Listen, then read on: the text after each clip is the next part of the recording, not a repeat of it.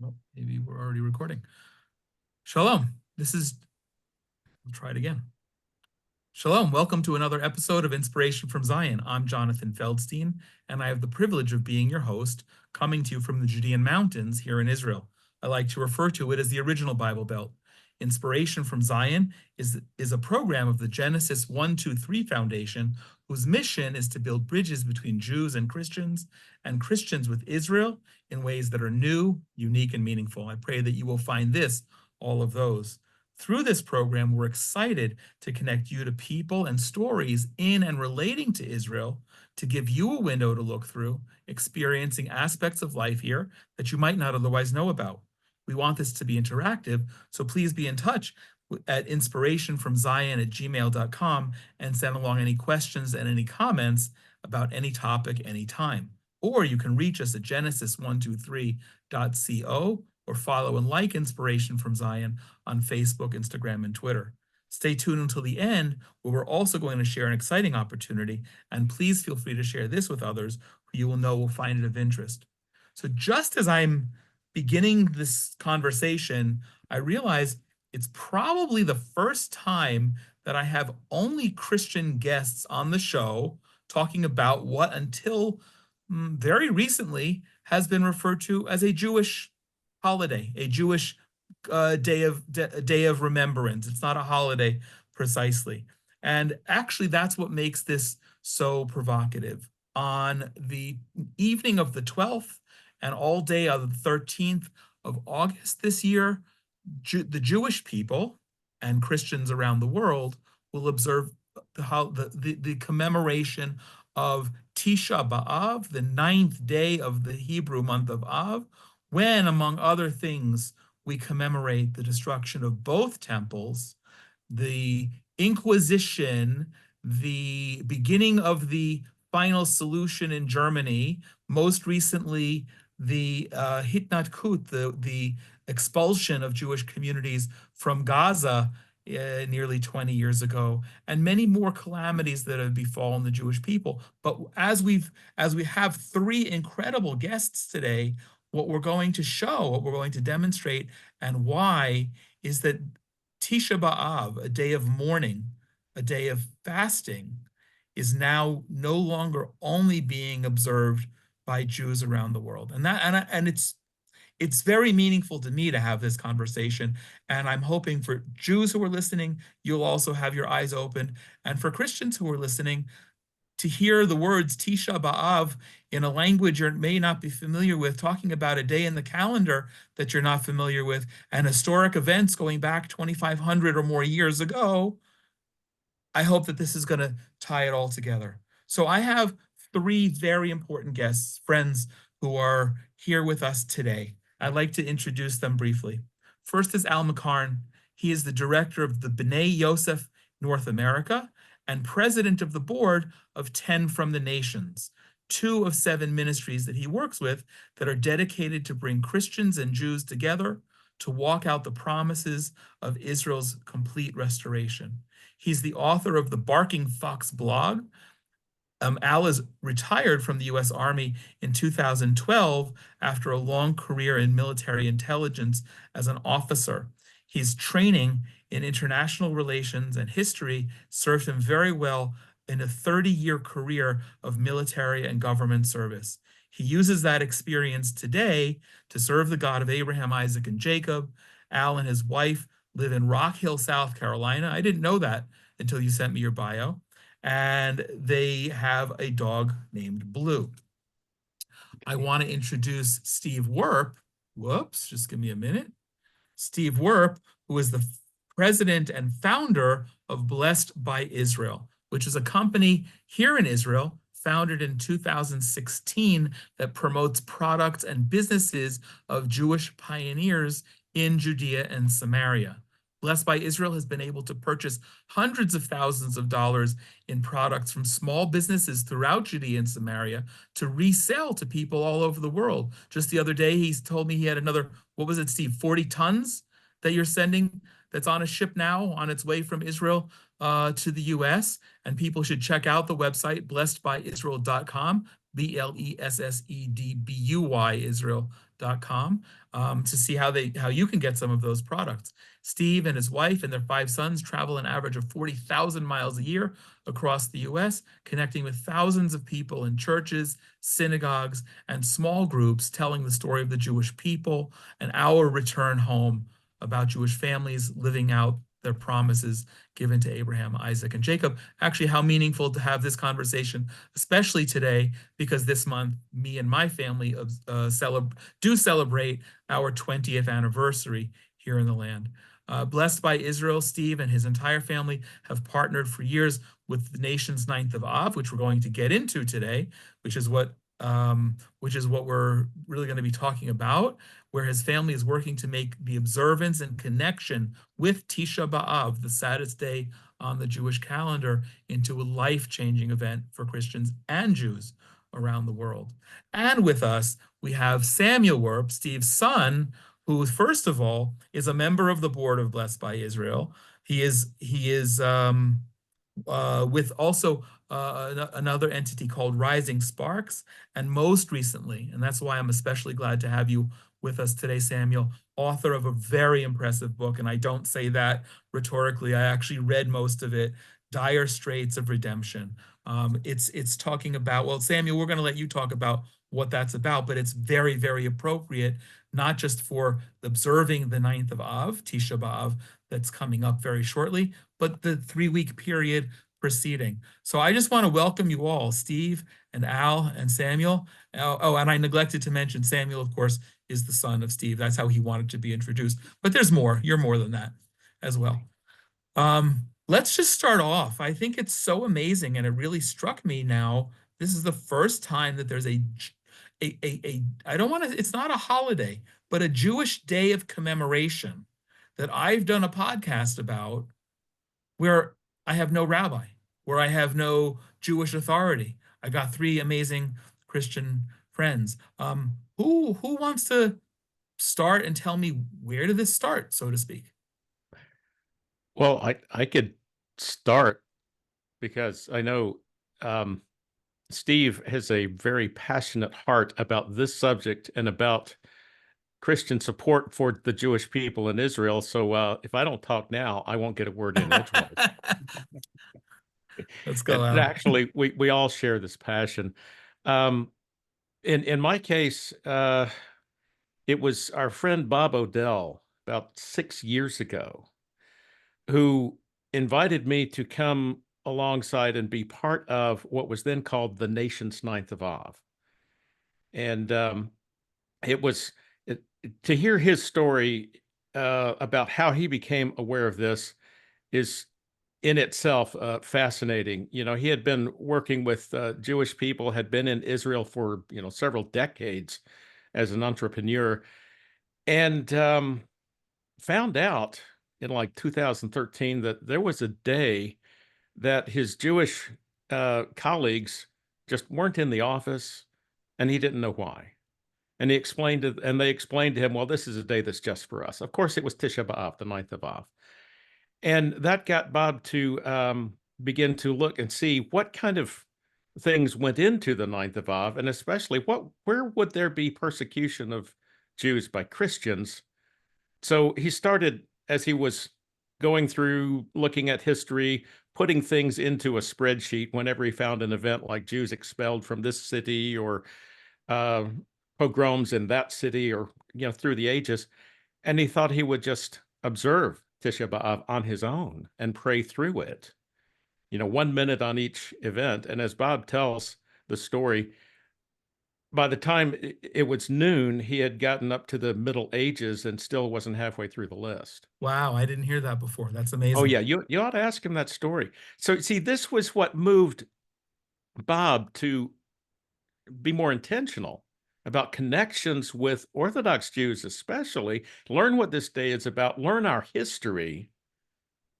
And he's not the only one who did this. There were others who were simultaneously being drawn by God to engage in this connection.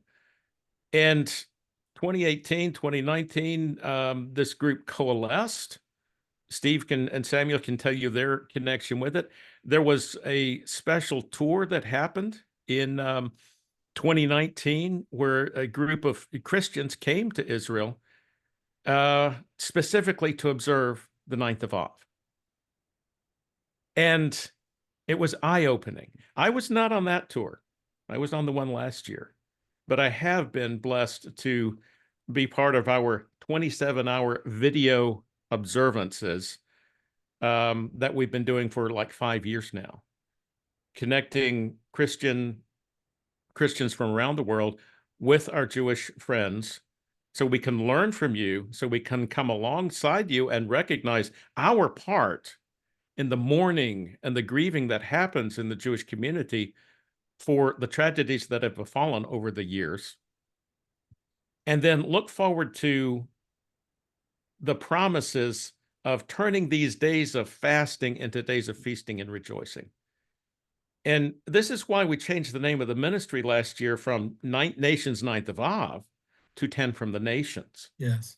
We take our inspiration from Zechariah 8, where the returning exiles of Judah, as they're beginning to rebuild the temple after the Babylonian conquest, they asked the prophet Zechariah, well, should we continue to fast like we've done ever since the temple was destroyed?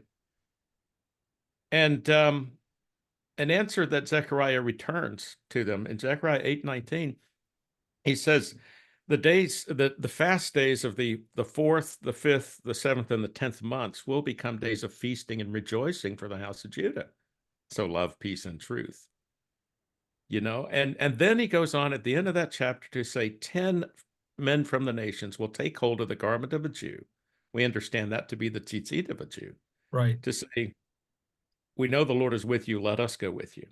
And together we go up, we make Aliyah together to worship the God of Abraham, Isaac, and Jacob. So we know now on our side of the house that we're supposed to help the Jewish people complete their work, to gain their whole inheritance. I mean, all the land that God gave Abraham, Isaac, and Jacob and his descendants, all the promises of redemption and adoption and so on, all of the priesthood, the temple service, all of that is yours. And our job as Christians from the nations is to help you achieve that. Okay. So that's the introduction of why we're involved in this, and just a thumbnail sketch of the how we got here. So I love it. I've loved it from the beginning. Big fan of Bob Odell. His book, if I remember correctly, which people can get a hold of probably on Amazon, is called The List.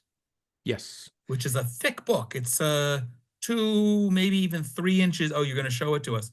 2, 3 inches thick, listing all of the, look at that. All of the issues where Jews were persecuted, not only by the church, because much of the persecution comes before the church. Before I open it up to Steve and Samuel, Al, with that introduction, we're going to go in a lot of different directions. Other than in my intro, where it's intuitive that most Christians in the world never heard of Tisha B'Av or the 9th of Av, and don't even know that there's a Hebrew month called Av, or what happened on that day. There's often an unavoidable discomfort among Christians, not just recognizing that in many cases Christians did the persecuting, but just getting their arms around Jewish observance. What sort of things have you come across since 2017, 18, 19 that's the pushback? What are the challenges? I would say the first thing is ignorance. I just don't understand. I haven't had blatant hostility, anti-Jewish statements or things from the Christians I've engaged, and that includes friends and family. But mostly it's just ignorance. They don't understand that Israel is still important. They don't understand that the Jewish people are still the apple of God's eye and the chosen people, that Jerusalem is God's capital, and they don't get the nuances of the Israeli-Arab conflict, or even that the real name of the West Bank is Judea and Samaria. So when the people I'm talking with are speaking, are asking questions, it's from a place of ignorance because they just don't get it. And they haven't studied the Bible from the beginning to the end to see that God's eternal promises to the people of Israel, and his care for the land of Israel, the only land he cares for, as it says in Deuteronomy, they don't understand that these promises are throughout the scriptures. Right. Yeah. I'm going to make one observation and then actually leave a cliffhanger. Steve, I know you want to say something, but we're going to take a break. The interesting thing is, if it were 10 from the nations and you were promoting observance of Feast of Tabernacles, which we call in Hebrew Sukkot, or Passover, where, I mean, everybody who knows that the Last Supper was a Passover Seder. Jesus was a Orthodox Jew. He observed all of the biblical festivals, or Pentecost, Shavuot. It'd be a lot easier because those are biblical, but you kind of picked one of the more remote ones. It's significant. I think it's especially significant this year, given what Israel's going through. But I say that by way of admiration, because you're not going for the low-hanging fruit. You're going for the gut. And just as I will be spending time in the Golan Heights comforting the families of the 12 children who were massacred by Hezbollah rocket this year, where I have no direct skin in the game with the Druze families themselves. I think that's a great way of what you're doing is really amazing in terms of showing that solidarity, and also recognizing that there's a Christian component to it. Let's take a very quick break, and then Steve, I want to come back with you, and you muted. We're gonna unmute you and let you free. Hold on one 1 minute. Okay. I'm already loving the conversation, and I'm really grateful, Al, for that important introduction. Steve, you and I were speaking just yesterday about some of this, and it's as Al said, probably the best introduction. Once you unleash Steve Werp, woo, baby, it gets intense. What do you want to, before we get into some of more the deep things that people need to know, what do you want to add to what Al just said in terms of the beginning of 10 from the Nations, which was then once called Nations Ninth of Av? At the beginning, I think Al did an excellent job covering pretty much everything. How Bob and Ray Montgomery's hearts were touched when they realized how many atrocities, how consistent it had been throughout the centuries. And it just rent their hearts, because Christianity has said that we represent the God of Abraham, Isaac, and Jacob, that somehow we have taken on the mantle. And when you start seeing what's been done by us and claiming that we represent the God of Israel, we have taken his name in vain. We have disgraced his name. And everything we have done, I mean, it talks about the fruit of our lives, the fruit of our lips. And I was talking to a rabbi not too long ago, a good friend, and I asked him, will Christianity or, ever be reconciled? Will it ever be acceptable to the Jewish people? Will they ever recognize, will there ever be a healing for this? And his big thing is, it's not so much what you say, but what you do. What is the fruit of your lives? What is the fruit of Christianity? And right now, it has not been something that has been building or uplifting or bringing life into the world, especially to the Jewish community. And it just tears my heart apart. When did you discover that? Was it also a Bob Odell epiphany, or how did you get connected to all of this? We got connected many years ago, back in 2010. Well, we've been like back in the early 90s. I started reading my Bible and recognized that something was wrong. I started looking at Shabbat. I started looking at Pesach. I started looking at the festival. I started realizing that my Christianity was very empty. It didn't. There was so much more that I'd never been taught and never learned. So I started on a journey to learn, to understand who was this God I said I served? Who was the Messiah I said I believed in? What was his nature? What did he believe? How did he walk? And it just turned my world upside down. So I started on a journey to discover the true God of Abraham, not Isaac and Jacob, not the one that came from Rome, not the one that was, dressed up like an Egyptian, but who is this God that I serve? And along that journey, I started meeting more and more people from the Jewish community. And they weren't the people that I thought they were. They were loving, kind people that honored the Lord, that kept traditions out of love, out of respect, out of honor, that yearned for the promises of God and the fulfillment of the covenant, that wanted the temple rebuilt, not for their own, just for their own sake, but they said, this is to be a house of worship for all nations, and we want God's presence back. And along that journey, we got involved with a group out of Tübingen, Germany, by Jobst Bittner, Oh, and the March of Life in Tübingen, Germany. And we took over the March of Remembrance, and we were over the whole group for about 5 or 6 years in the United States. So we helped organize up to 50, 60 events across the US wow, I didn't know that. every Yom HaShoah.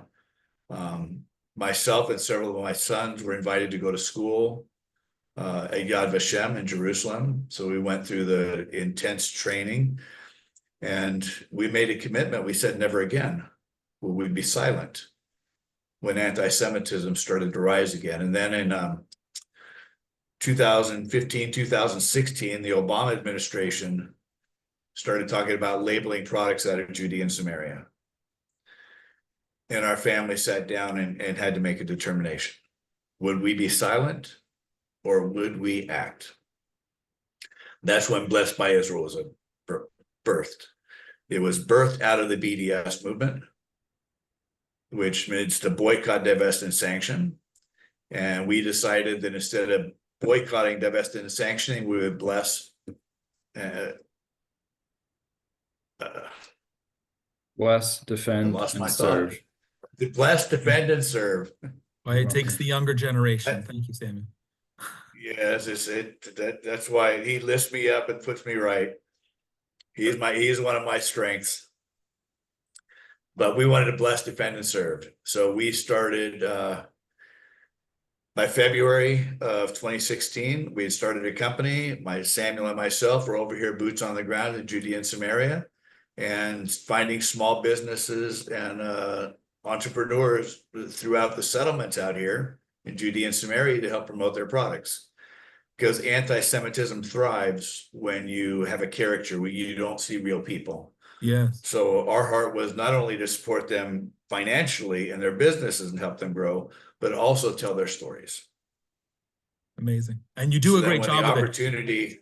Again, the website for people who want to check it out is blessedbybuisrael.com, and you do that. It's not just a retail site, but you're connecting people with the stories, with my neighbors who have great products that need to be purchased. And it's not, I suppose in August, it's not too early to start buying for Christmas. Well, we have a whole bunch more products coming. Like you said, we just, they're going on ship. They should start heading for New York next week. Amazing. So we're really excited about that. But it's one thing, and I think it's the heart ties that have really been amazing. Okay. So we've been able to actually join in this all great right. work. So I wanna take that as a follow-up, but perhaps a different direction. And Samuel, I'm going to come back to you. We have to, because what you wrote this year is really quite incredible and impressive. But while we're connecting, you, Steve, Al, Samuel, and we are, just a week plus away from the actual observance of Tisha B'Av, what's happening this year that people need to connect with, and how can people connect so that for someone listening to this who may have only heard of Tisha B'Av for the very first time right now, what do they need to know, and where are they going to tune in on the 12th and 13th of August? Well, I can jump in real quick on that. Okay. Go to our website, 10fromthenations.org, and that's all spelled out, 10 from the nations, one word, 10fromthenations.org. And there you can find out what's going on. I mean, right now, since we're in the dire straits between the 17th of Tammuz and the 9th of Av, we have daily 1-hour prayer calls by Zoom, which happen at 7 p.m. Jerusalem time, noon Eastern time in the U.S. But on the 12th and 13th, we will have a 27-hour video prayer event, which will feature some live streams from Jerusalem. Steve and Samuel can tell you more about that. We will have facilitators from around the U.S., actually around the world, and that will begin at 6 p.m. Jerusalem time on Monday, the 12th of August, and continue on through 9 p.m. Tuesday, the 13th. So we'll go just before and all the way afterwards to give an introduction and a wrap up. Lots of teaching, lots of prayer, and it should be a great event. This thing has just continued to grow over the last 5 years. So visit our website, 10fromthenations.org, and that's where you'll get started. Great. Awesome. Okay. Thank you. Steve, anything you want to add? What are people going to see? You're here in Israel, Al's in the US. What are people going to see? What are they going to connect with here that's so vivid and visual that people wouldn't think of? Well, this is all about joining the people, and that's what I was sharing why we started Blessed by Israel. And without the people, without the Jewish people, Israel would still be a wasteland. The land thrives when the people have returned and God's pouring out his spirit and we're seeing the restoration. But you only get really close to people. You can go to Shavuot, you can go to all these wonderful celebrations with the Jewish people. But until you sit down and you actually weep with them, you don't know their heart. It's like going when somebody dies in their deepest, darkest moments, when you join them there, that's when permanent heartstrings are attached. So what we have done is we go on Tisha B'Av, we fast and we pray, full fast, no leather, and we stand with the Jewish people, no water, no drinking. We will join them for the march around the walls on that evening, and we will walk with the Jewish community. They will read through Lamentations, they will share with us, and then we will walk around the walls with the Jewish community. And when we get to the end, there will be more talks. You will hear different people from the Jewish community sharing, from the women in green. Sometimes MKs are down there and other people just sharing their hearts. What does Tisha B'Av mean to them? Afterwards, in the morning, we will go down to the Davidson Archaeological Center down in the southern steps of the Temple Mount. And as a Christian community, we will be praying and we will be fasting. Okay, I think I know why there, but why there? Well, that was the very entrance to the temple. That's where a lot of the teaching went on. And so we want to go there.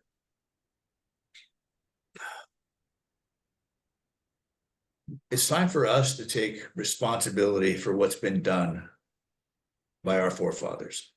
We cannot change the past, but we can change the future. But changing the future means taking ownership. Changing the future means taking responsibility for what's been done. Changing the future means taking action to repair the breaches, to tear down the walls and make amends.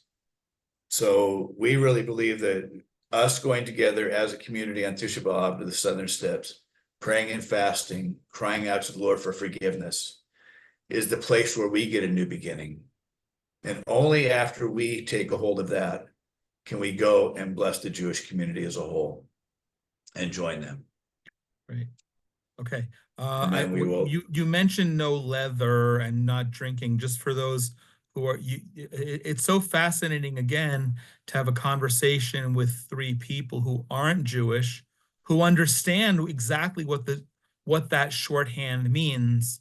But now I know I need to explain it because there are people who are following this who don't know. What does it mean, no leather? It's and any of you feel free to add to what I'm going to say, but as much as we go through individual mourning, and the Jewish tradition is you sit on low chairs, you don't wear leather shoes, you don't put on makeup, there are no sexual relations. It's not a personal mourning is not including fasting and but no kinds of adornment. Even we cover the mirrors in our homes so we're not focused on our own outwardly look and other overt signs of mourning. What you experience, what you're part of, is a national day of mourning. That we're still mourning for something that began, correct me if I'm wrong, some 2,500 years ago with the destruction of the first temple.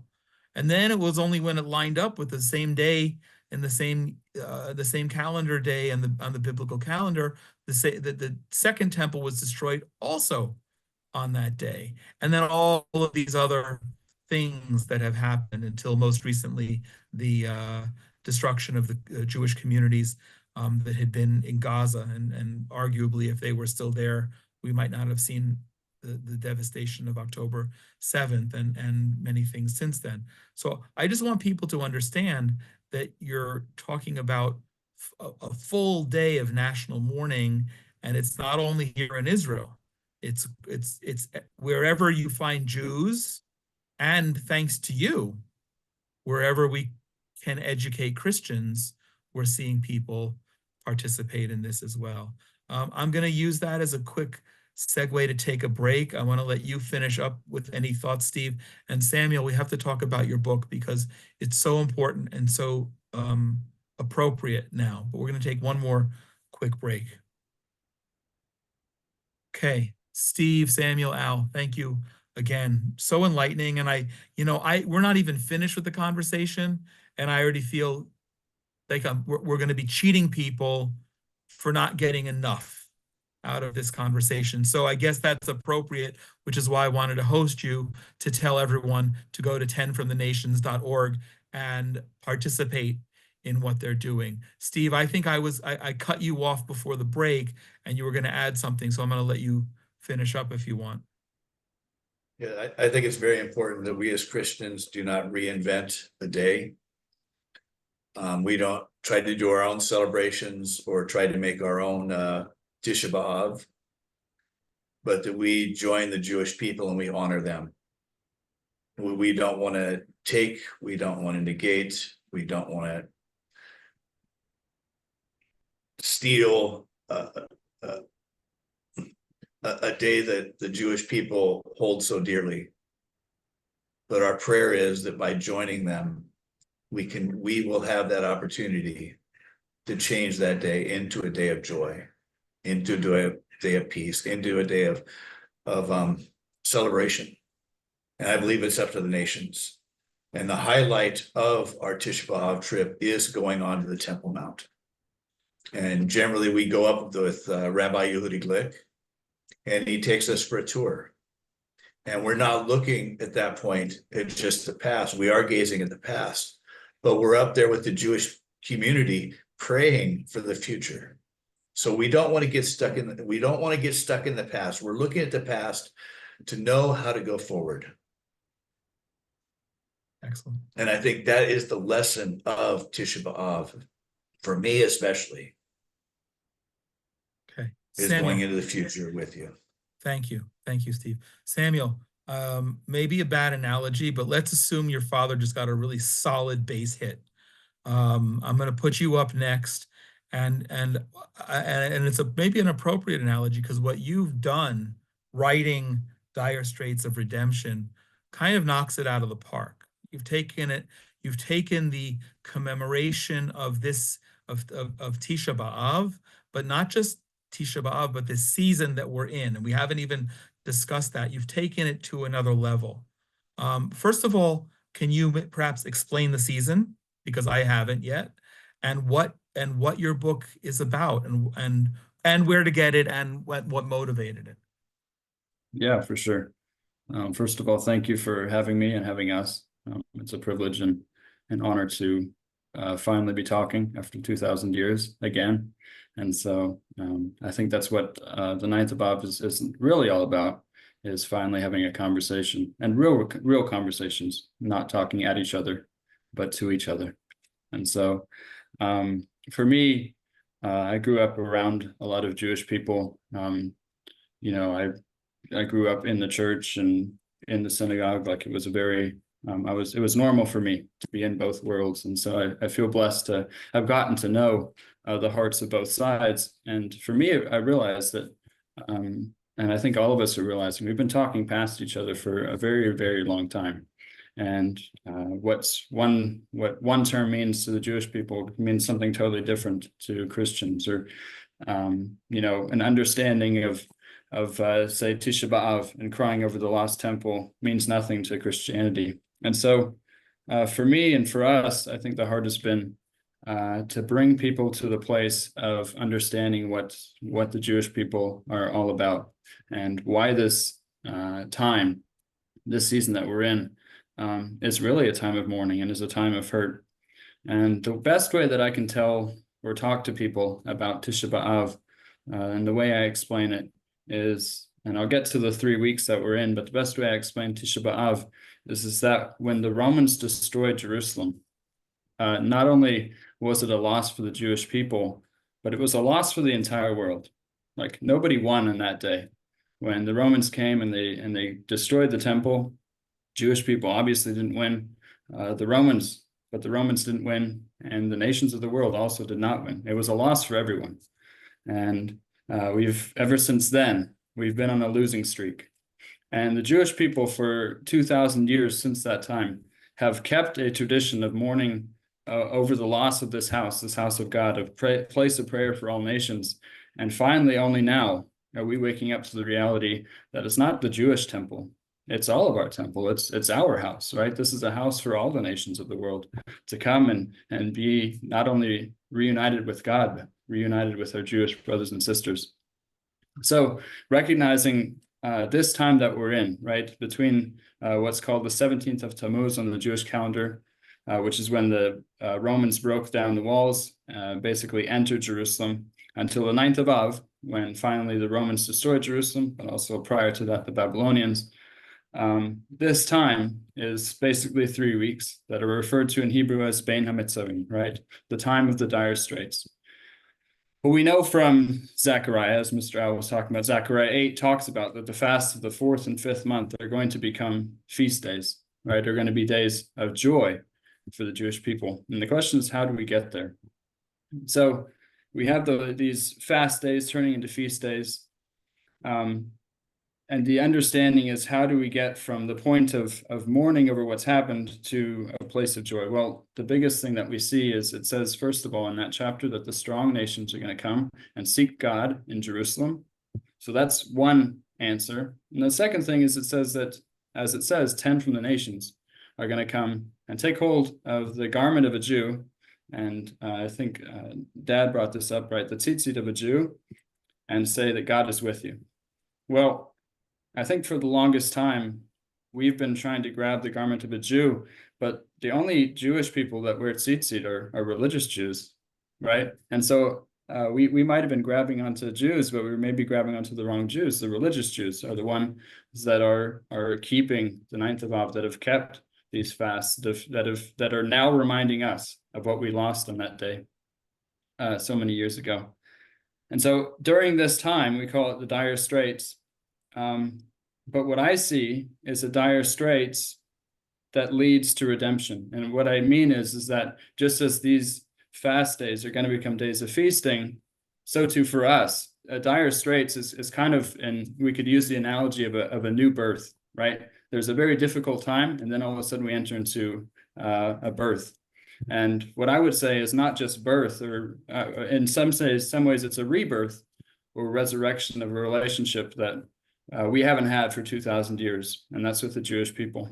And so this book is all about how do we as Christians come into right relationship with the Jewish people from a place of humility, from a place of brokenness, from a place of realizing that we also lost something 2,000 years ago. And then how do we get back to that place of desiring what God desires and aligning our hearts with each other? An observation and a question. The observation is when you say, I love how you said it, we also lost something. What's so fascinating, of course, is 2,000 years ago, there was no Christianity. So you're talking about your connection as a Gentile to which we've discussed here a few times, the temple being a house of prayer for all nations, not a Jewish house of prayer. And that's fascinating. And you speak in the first person about it because it matters, and that's real significant. My question is, first of all, so we don't forget, where do people go to get Dire Straits of Redemption, and what are they going to see there? What's in the book?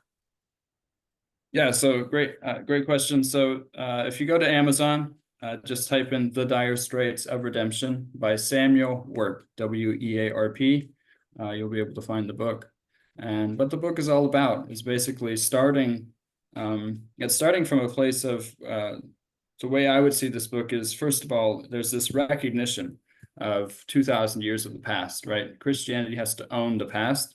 And unfortunately, we have a very bad past. And for quite a while, I would say in my younger years, I heard people use the excuse of, well, they were not real Christians.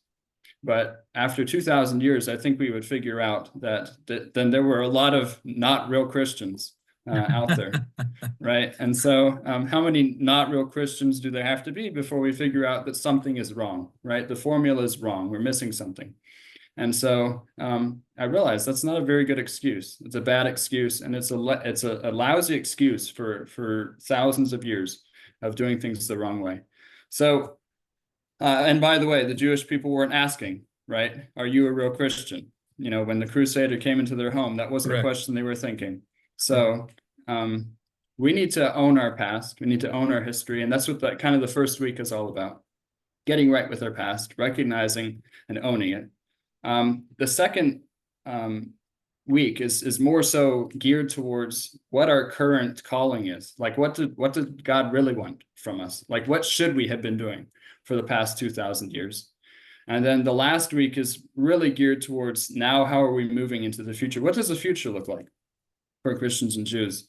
And so it's definitely geared towards a Christian audience, but it's geared towards a Christian audience who can read this book and then take it to engage with the Jewish community from a place of right relationship, from a place of really seeking to have a relationship that is meaningful. And so that we're not talking at each other, but we can finally like read the same Bible, right? The pages, the words on the page say the same thing.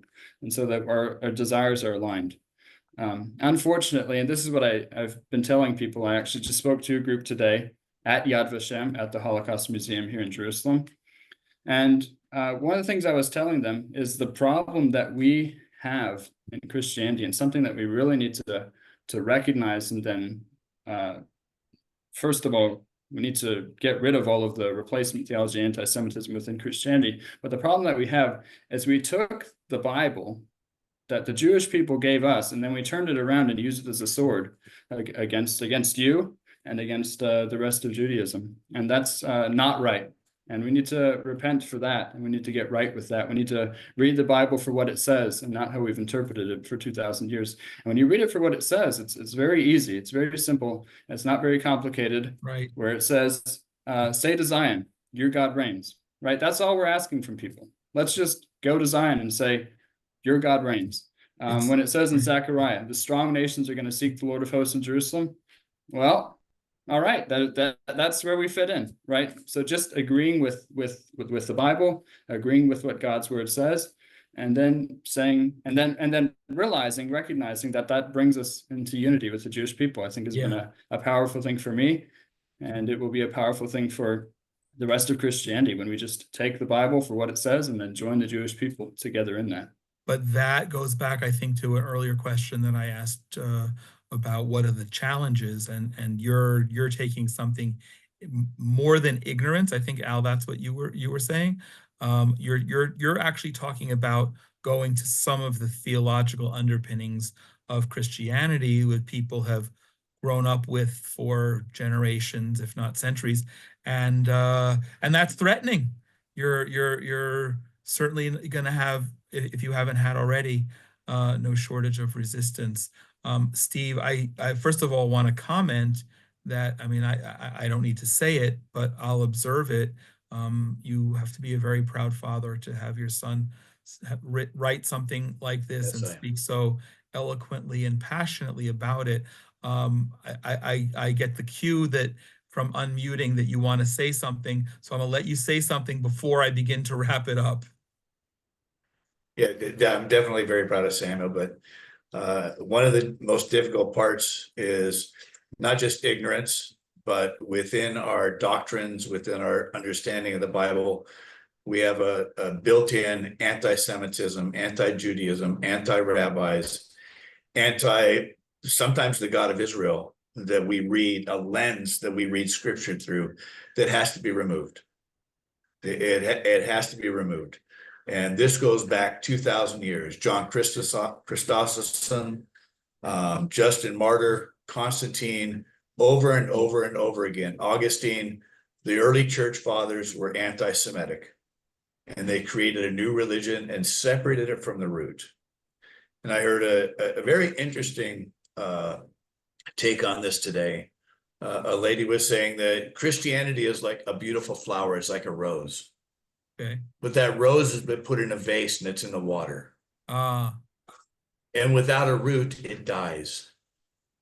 For 2,000 years, we've been separated from the root.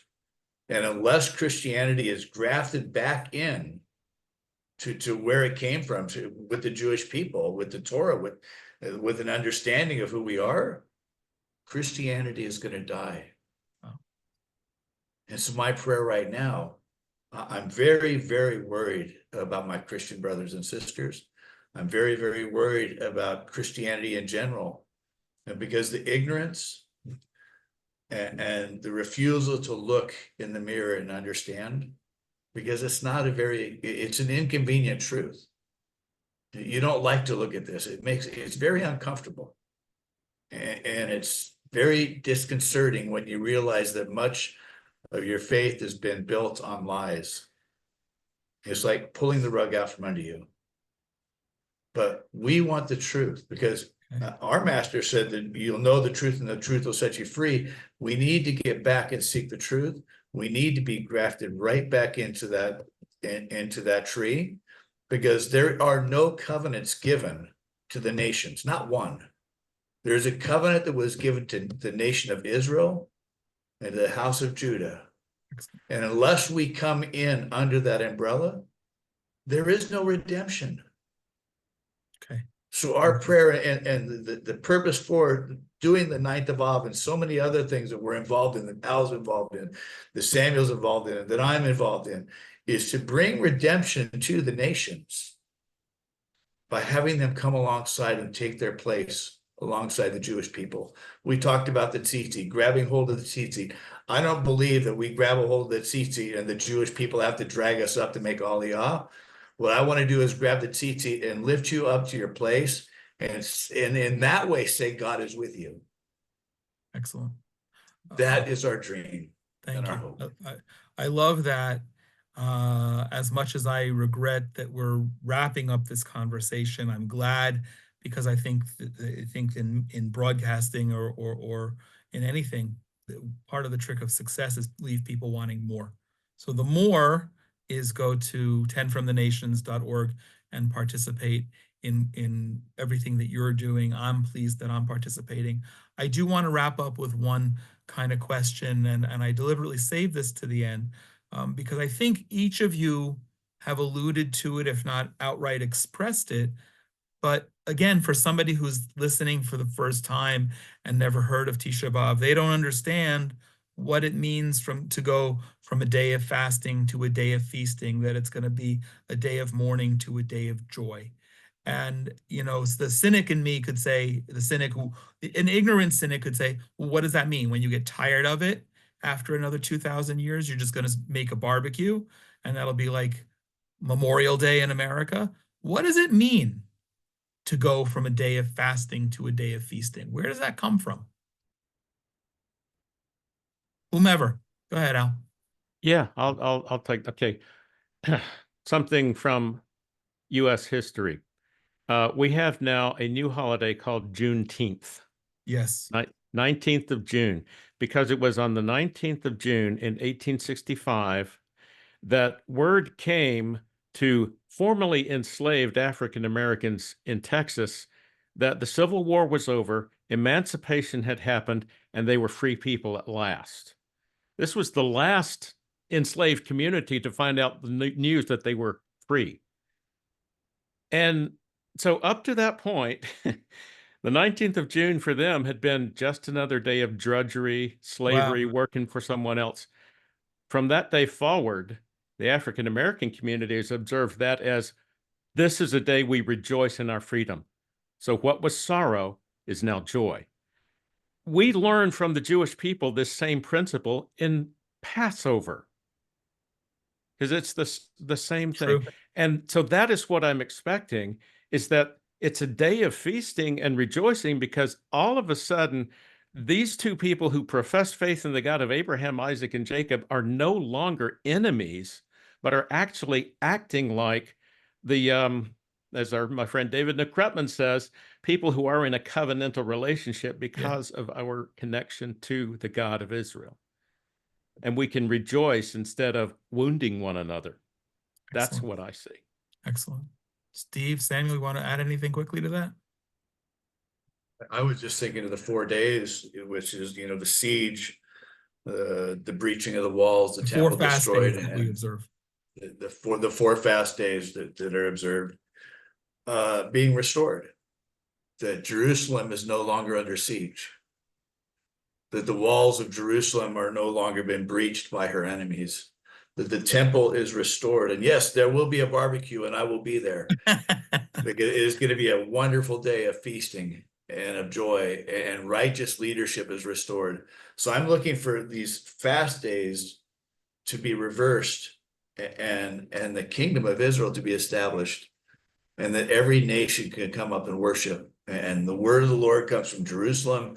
The law, the instructions, how we should live comes from Zion, and all nations come up. Amazing. Samuel, anything you want to add? What are you looking for? What's gonna mark the feast days? Yeah, so I just wanted to quickly give a personal story. I was asked by actually a Jewish group of young Israelis. I was up in Har Bracha, where a lot of Christians go to volunteer with an organization called Hayovel to work in the agriculture. And they asked me, they said, they were like, Mata choshev ala matzav be'aza? Like, what do you think about the situation in Gaza? And, for me, like they were asking, what is your answer? What do you think is going to happen there? This is the only answer that I can give. For the longest time, I think if we looked at Jewish and Christian relations, everybody would have said it's not possible. Like it is impossible for Jews and Christians to be able to walk together in peace and harmony. That is the answer for Gaza, and I think the only way that we can bring peace, not only to the Middle East, but to the world, is when we show that brothers can, after 2,000 years of opposition and hatred and vitriol, that brothers can be reunited together in harmony once again. And so that's the answer that I think this day is showing. There is the ability for brothers to be reunited and regather together. And so that's my hope, is that we can show the world that we can build a better and brighter future together. What great and diverse answers, and something that's so, if I didn't want it before, now I really want to get to that feast day, excuse me. Um, Al, Steve, Samuel, what a great conversation. I do feel a sense of guilt that it's so short, but I really feel that we've definitely scratched the surface, and I really want to encourage everybody who's listening to go to nationsninthofov.org and be part of it. Get the book, The Dire Straits of Redemption, and buy your Made in Judea and Samaria products at Blessed by Israel, BUY.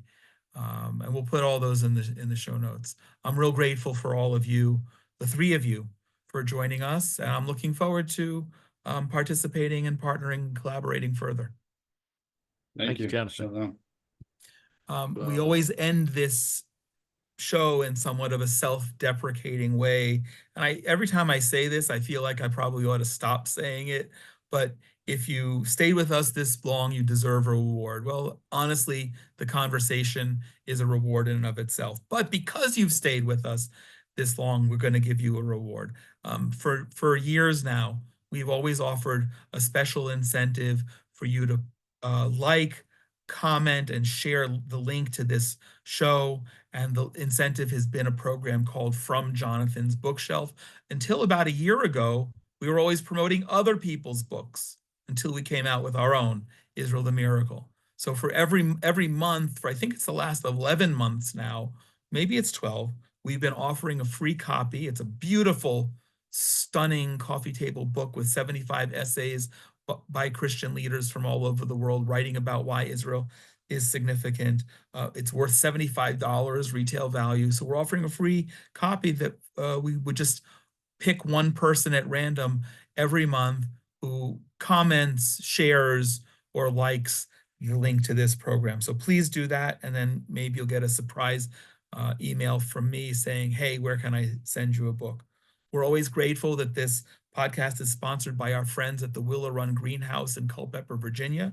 And if you're ever in the area, please stop in and thank them for helping to make conversations like this possible. And also thanks to the Coin family for their meaningful sponsorship. Inspiration from Zion and all of the Genesis 1, 2, 3 Foundation programs are made possible by donations. So please consider helping to join us to help continue the dialogue and build bridges. And if you're interested in sponsoring a future episode in honor or memory of a loved one, or a special occasion, or your favorite fast day, soon to be feast day, please be in touch at inspirationfromzion@gmail.com. We'd always love to hear your comments and questions as part of a dialogue, and invite you to send questions about traditional Judaism to our Ask the Rabbi program. Please share this with others who will also find it of interest, and please continue to join us right here where we bring you more meaningful conversations about unique topics relating to Israel that you won't hear anywhere else.